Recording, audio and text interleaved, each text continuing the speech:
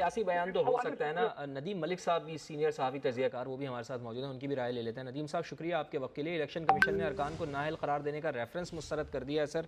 ابھی فروخ حبیب صاحب بھی ہمارے ساتھ موجود تھے، وہ بڑے الزامات لگا رہے تھے. وہ کہہ رہے تھے کہ ان کو اندازہ تھا کہ اس طرح کا فیصلہ آئے گا. الیکشن کمیشن کے جھکاؤ سے ایسے فیصلے کا انہیں بالکل اندازہ تھا. کیا کہیں گے سر آپ؟ الیکشن کمیشن کا میرے خیال میں درست فیصلہ ہے، کیونکہ کانسٹیٹیوشن کے مطابق صرف 3 مواقع ایسے بتائے گئے ہیں جس میں فلور کراسنگ کی شک کا اطلاق ہوتا ہے. اس میں ان کے میڈیا انٹرویوز شامل نہیں ہیں، ان کی انٹینٹ، ان کے دل کا حال تو اللہ جانتا ہے.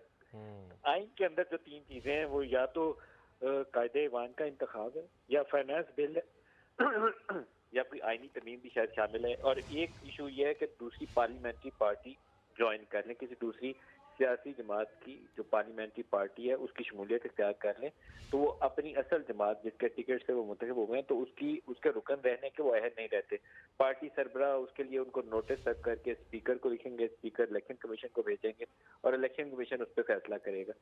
یہ جو 20 اراکین قومی اسمبلی والے ہیں، ان کے اوپر تو اس میں سے ابھی تک کسی چیز کا، کسی وائلیشن کا اطلاق نہیں ہوتا.